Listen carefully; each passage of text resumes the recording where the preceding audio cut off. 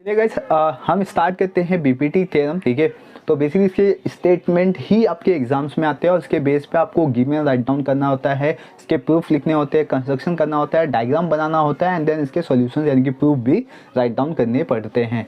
तो चलिए गाइस, यहाँ पे पहले स्टेटमेंट देखते हैं एंड देन इसके आगे का कॉन्सेप्ट हम समझते हैं कि किस तरीके से हम डायग्राम बनाएंगे और किस तरीके से इसके सॉल्यूशंस राइट डाउन करेंगे। ठीक है, तो क्वेश्चन दिया हुआ है यहाँ पे कि if a line parallel to the side of a triangle. ठीक है, यहाँ पे क्या दिया हुआ है कि एक लाइन है जो कि पैरेलल है किसी ट्रायंगल के साइड से एंड इंटरसेक्ट करता है कि रिमेनिंग साइड को टू डिस्टिंक्ट पॉइंट मतलब अलग अलग डिफरेंट पॉइंट पे। ठीक है, then the line divide the side in the same proportions. ठीक है, ये आपको प्रूफ करना है।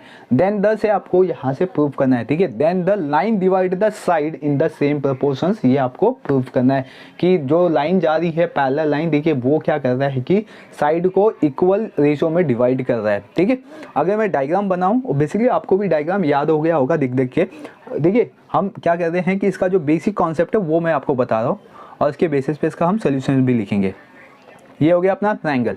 ठीक है, आई थिंक आपको नहीं दिखाई देता होगा, इसको थोड़ा सा मोटा कर देता हूँ। ठीक है, ये देखिए, ये हो गया ट्रायंगल और एक हो गया लाइन। ठीक है, मेरी लाइन ऊपर की तरफ जा रही है। ठीक है, क्योंकि मैं यहाँ पे थोड़ा सा क्रॉस बना रहा हूँ, आप उसको सीधा समझना। ठीक है, ये लाइन को एल दे देता हूँ मैं, लाइन एल हो गया और उसको ए बी और सी और यहाँ पे पी और यहाँ पे क्यू। आप अपने अकॉर्डिंग कोई भी नेमिंग कर सकते हो, कोई ऐसा फिक्स नहीं है कि आपको ए बी सी और पी क्यू और लाइन एल ही लेना है। ठीक है, लाइन एम भी ले सकते हो, लाइन एन भी ले सकते हो। ठीक है, आप अपने अकॉर्डिंग कोई भी नाम यहाँ पे ले सकते हो। चलिए, तो ये डायग्राम है, ये डायग्राम के बेसिस पे स्टेटमेंट क्या दिया हुआ है कि एक लाइन है एल, ये क्या कर रहा है कि पैरेलल बना रहा है पहले तो BC का। ठीक है, PQ is parallel to the BC और ये टू डिस्टिंक्ट पॉइंट पे साइड AB और साइड BC AC को डिवाइड कर रहा है। ठीक है, अब ये जो डिवाइड कर रहा है इसमें AP अपॉन PB होना चाहिए और AQ अपॉन QC होना चाहिए और ये दोनों इक्वल होने चाहिए, ऐसा आपको प्रूफ करना है। ठीक है, तो फर्स्ट में हम देखते हैं कि इसमें गिवन क्या आ सकता है गाइस। ठीक है, तो गिवन में इन ट्रायंगल ABC, ट्रायंगल तो पहले हमने ABC ले लिया। ठीक है, अब इसमें लाइन L क्या कर रहा है कि BC को डिवाइड कर रहा है। ठीक है, लेकिन ये पैरेलल है तो हम यहाँ पे लिखेंगे line L is parallel to the side BC। ठीक है, और यहाँ पे लिखेंगे line L intersect side AB and AC। ठीक है, at point P and Q respectively. देख सकते हो यहाँ पे लाइन L क्या कर रहा है। ठीक है, AB और BC को टू डिस्टिंक्ट पॉइंट पे डिवाइड कर रहा है। ठीक है, ये लिख दिया मैंने। अब क्या लिखूंगा यहाँ पे, प्रूफ क्या करना है मुझे, प्रूफ करना है मुझे कि AP upon PB equal to AQ upon QC, ये होना चाहिए। ठीक है, ये प्रूफ करना है मुझे। अब मैं इसके बेसिस पे यहाँ पे कंस्ट्रक्शन कर देता हूँ गाइस। ठीक है, तो कंस्ट्रक्शन पे क्या करूँगा, P से Q तक और फिर यहाँ पे P से C तक। ठीक है, ये कंस्ट्रक्शन किया तो यहाँ पे एक मुझे ट्रायंगल मिल गया। ठीक है, तो अभी मैं कंस्ट्रक्शन में क्या लिखूँगा, draw line PC and QB। Right, चलिए मैं यहाँ पे लिख देता हूँ कंस्ट्रक्शन। ठीक है, draw line PC and QB। Clear, अब मैं इसको प्रूफ करता हूँ। अब मैं प्रूफ कैसे करूँगा इसको, दो ट्रायंगल लेके। ठीक है, एक तो ऊपर का ट्रायंगल दिखाई दे रहा है APQ। ठीक है, इन ट्रायंगल APQ एंड। ठीक है, अब मैंने APQ लिया है तो अब मैं कौन सा लेता हूँ, यहाँ पे देख सकते हो ये जो ट्रायंगल बनाया मैंने PQB, ट्रायंगल PQB, ऐसा दो ट्रायंगल लिया क्लास। ठीक है, ये वाला मैं यहाँ पे सिर्फ हाईलाइट करने के लिए दिखा रहा हूँ आपको कि ये वाला मैंने एक ट्रायंगल ले लिया हुआ है।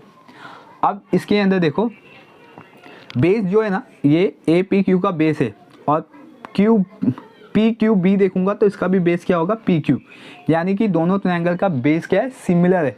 तो उसके हाइट क्या हो जाएंगे, प्रोपोर्शंस में आएंगे, मतलब हाइट क्या होगा AP और PB। तो यहाँ पे लिखूंगा area of triangle A P Q upon area of triangle, ठीक है, पी क्यू बी। क्लियर यहाँ तक? अब मैं क्या लिखूंगा यहाँ पे, सिर्फ हाइट लिखूंगा, A P upon P B. Reason क्या दूंगा इसका, ठीक है, बेस सेम है तो यहाँ पे लिखूंगा triangle having similar base. Simple सा, सिर्फ इतना ही लिखूंगा, सिमिलर बेस, राइट। और इसको point number 1।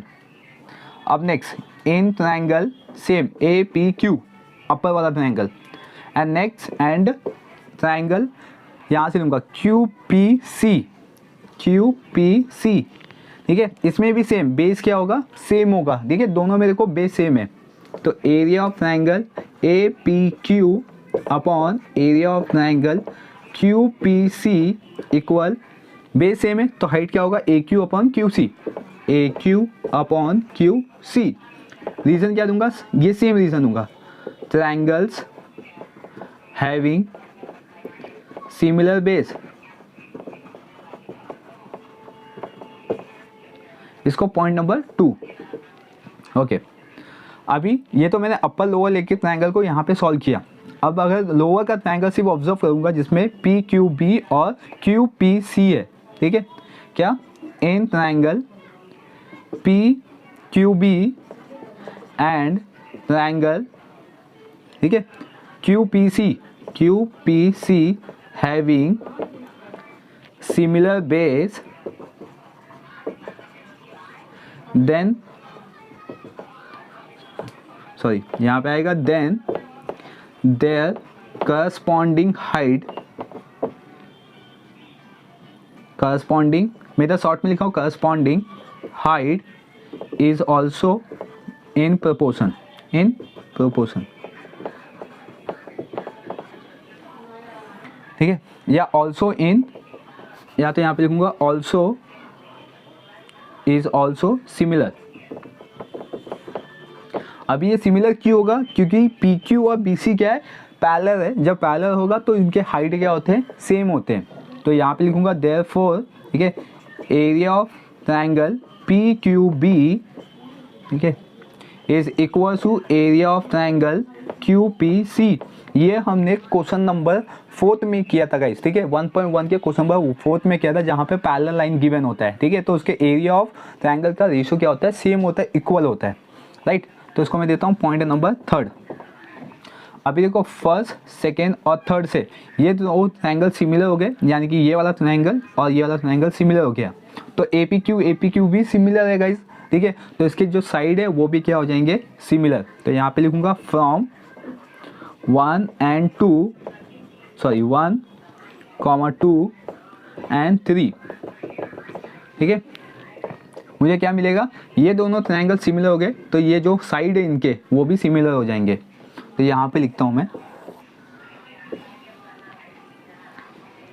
A P upon P B equal to A Q upon Q C, right.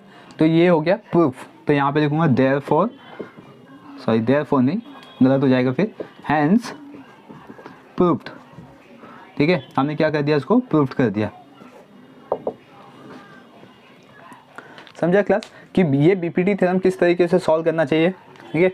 बहुत ही इजी सा कॉन्सेप्ट है। पहले अपर ट्रायंगल ले लो, फिर लोअर, फिर यहाँ पे अपर ले लो, फिर इस साइड का लोअर, ठीक है। एक बार लेफ्ट हैंड साइड का, फिर एक बार राइट हैंड साइड का, ऐसे लेके आप उसको सिमिलर बता सकते हो, ठीक है। तो आई थिंक गाइस ये आपको बीपीटी थ्योरम समझ में आ गया होगा किस तरीके से सॉल्व करना है, क्योंकि इसके बेसिस पे आपको 1.1 सॉल्व करना है, सॉरी 1.2 सॉल्व करना है, जो कि हम नेक्स्ट वीडियो में स्टार्ट करने वाले हैं। लेकिन और भी कुछ हम थ्योरम देखने वाले हैं। सेकंड थिंग गाइस कि इसका जो कन्वर्स होता है वो भी आपको मालूम होना चाहिए कि कन्वर्स ऑफ बीपीटी थ्योरम क्या होता है, क्योंकि आपको इसके बेस पे क्वेश्चंस भी आ जाते हैं, ठीक है। आपको थ्योरम नहीं आता कन्वर्स ऑफ बीपीटी, लेकिन उसके बेस पे क्वेश्चंस बनते हैं, ठीक है। कन्वर्स ऑफ बीपीटी क्या होता है गाइस, यहाँ पे देखो क्या दिया हुआ है कि ये लाइन पैरेलल है बीसी के, ठीक है, और और इसके बेसिस पे आपको क्या करना है कि ये साइड इक्वल बताना है, ठीक है। अब इसका कन्वर्स क्या होगा कि ये आपको गिवन होगा और इसके बेस पे आपको लाइन पैरेलल बताना है। आपको डायरेक्टली करना है, जब आपको पैरेलल बोलेगा तो आपको क्या करना है, फर्स्ट वन बीपीटी थ्योरम ही अप्लाइड करना है। बीपीटी थ्योरम से आपको पूरा ऐसा सॉल्व करना होगा, ठीक है। एंड देन जब इसका साइड क्या होगा, इक्वल हो जाएगा, तो उसका रीजन देंगे कन्वर्स ऑफ बीपीटी थ्योरम, ठीक है। क्या लिखेंगे, converse of BPT theorem, and जो लाइन होगा वो पैरेलल हो जाएगा, ठीक है। एक तो ये थ्योरम हो गया guys, converse of BPT theorem, right. अब इसके बेस पे हम नेक्स्ट वन देखते हैं एंगल बाइसेक्टर थ्योरम। अब हम सीखेंगे एंगल बाइसेक्टर थ्योरम, जो कि आपने बेसिकली अगर देखा जाए तो ये आपके 9th स्टैंडर्ड में भी होता है, ठीक है, एंगल बाइसेक्टर थ्योरम। लेकिन मैं आपको यहाँ पे पूरा कॉन्सेप्ट समझाऊंगा। जिन बच्चों ने 9th में ध्यान नहीं दिया तो कोई बात नहीं आता है, कोई बात नहीं, मैं यहाँ पे हूँ, मैं आपको यहाँ पे पूरा कॉन्सेप्ट समझाऊंगा कि एंगल बाइसेक्टर थ्योरम किस तरीके से सॉल्व करते हैं और उसके बेस पे जो आने वाले क्वेश्चन है उसको किस तरीके से हम सॉल्व करेंगे, ठीक है। तो एंगल बाइसेक्टर थ्योरम होता क्या है, the bisector of an angle of a triangle divide the side opposite to the angle in the ratios of the following sides, ठीक है। तो यहाँ पे आपको क्या करना है, ratio of the remaining sides, यहाँ पे आपको ये फाइंड आउट करना है, ठीक है। अगर मैं देखो यहाँ पे एक ट्रायंगल बनाता हूँ, राइट, इस तरीके से, तो इसके एक एंगल को डिवाइड कर देगा। तो यहाँ पे समझो कि ऐसा मैंने कि एंगल लिया है यहाँ पे और ये डिवाइड हो गया, ठीक है। आप देख रहे हो ये एंगल डिवाइड हो गया। यहाँ पे मैं नेमिंग करता हूँ ए, बी और सी, और ये इसको देता हूँ मैं डी। मतलब ए डी जो रे है इसको हम क्या बोलेंगे क्लास, रे बोलेंगे, क्योंकि यहाँ से एक रे जा रहा है, ठीक है। वन साइड एरो है तो उसको हम रे बोलते हैं। तो रे क्या कर रहा है कि एक एंगल को डिवाइड कर रहा है इक्वल पार्ट में, या डिवाइड कर रहा है एंगल को, ठीक है, ऐसा भी समझ सकते हैं हम। तो इसमें जो अभी साइड है गाइस, ठीक है, साइड कौन सा है, ए बी और ए सी, ठीक है, ये क्या होगा, बी डी और डी सी के इक्वल में आ जाएगा। यानी कि रेशियो बनेगा यहाँ पे ए बी और ए सी का इक्वल टू बी डी और डी सी का, क्लियर।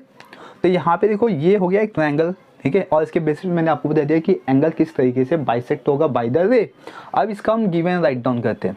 तो गिवन क्या होगा यहाँ पे, तो first one in triangle A B C, ये पूरा ट्रायंगल, ठीक है, इसमें लिखेंगे रे ए डी, ठीक है, बाइसेक्ट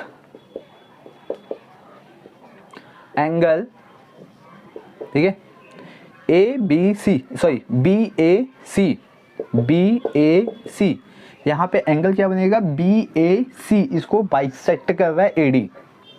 देन ये हो गया यहाँ पे। अब अपने को प्रूफ क्या करना है, प्रूफ ये करना है कि ए बी अपॉन ए सी, ठीक है, ये वाला side equal to B D upon D C, ठीक है, ये आपको प्रूफ करना है। याद रखिए हमने ए बी लिया है तो फिर हम सेकंड क्या लेंगे, बी डी लेंगे, ठीक है। यहाँ पे बच्चे क्या करते हैं, ए बी लेते हैं, फिर यहाँ से स्टार्ट करते हैं C D upon D B, ठीक है, ये रॉन्ग हो जाता है। पहला क्या करना है आपको, ए बी करना है, फिर ए सी करना है, ठीक है, फिर बी डी, फिर डी सी करना है, ये आपको प्रूफ करना है। तो चलिए किस तरीके से यहाँ पे हम प्रूफ करेंगे वो देख लेते हैं। तो यहाँ पे देख सकते हो कि ये डायग्राम के अंदर आपको दो ट्रायंगल दिखाई देता होगा, ठीक है, एक है ए बी डी। तो in triangle A B D and triangle A D C, clear. अभी ये दो ट्रायंगल को सबसे पहले आपको सिमिलर करना बाय द टेस्ट मतलब कौन कौन से टेस्ट होते हैं, एस एस एस टेस्ट हो गए, एस ए एस टेस्ट हो गए और ए ए टेस्ट हो गए, ठीक है।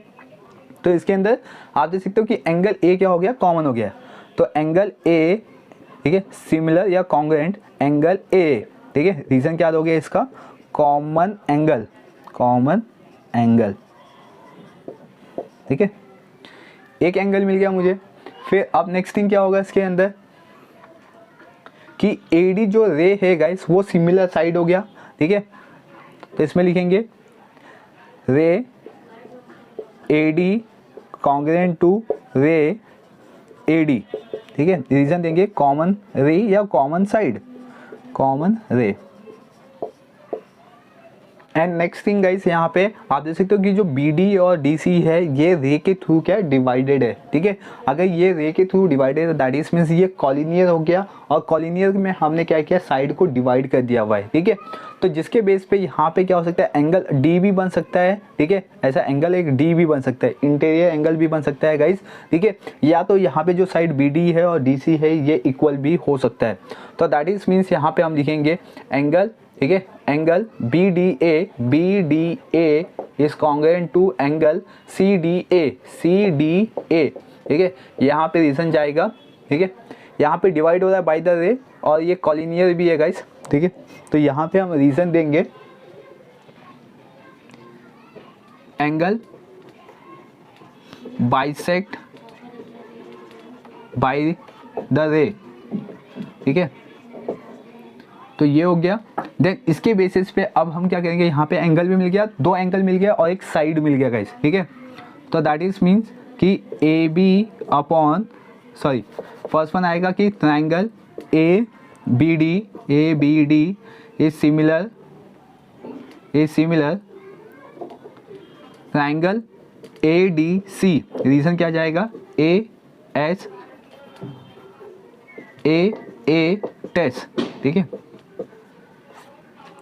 अब नेक्स्ट थिंग इसमें आएगा AB अपॉन AC, ठीक है, equal to BD upon DC, यहाँ पे रीजन जाएगा गाइस CSCT। तो CSCT के थ्रू ये क्या हो जाएगा, इक्वल हो जाएगा गाइस, ठीक है। तो ये आपको याद रखना है कि जब एंगल बाइसेक्टर थ्योरम आएगा, सिर्फ इतना सा आपके लिए इंपॉर्टेंट है, आपको पूरा सॉल्व नहीं करना है, सिर्फ आपको इतना याद रखना है कि जो एंगल बाइसेक्टर थ्योरम होगा इसमें साइड AB और AC क्या होगा, रेशियो में होगा, और BD और DC रेशियो में होगा। क्लियर। तो इस बेसिस पे आपको सिर्फ सम्स को सॉल्व करना है गाइस। तो आई होप गाइस ये कॉन्सेप्ट आपको समझ में आ गया होगा, ठीक है। अब जो आपका थर्ड जो थ्योरम से यहाँ पे property of 3 parallel lines and their transversal, ठीक है, ये थ्योरम देखेंगे गाइस, क्योंकि इसके बेसिस पे आपको 1.2 में कुछ क्वेश्चंस दिए गए।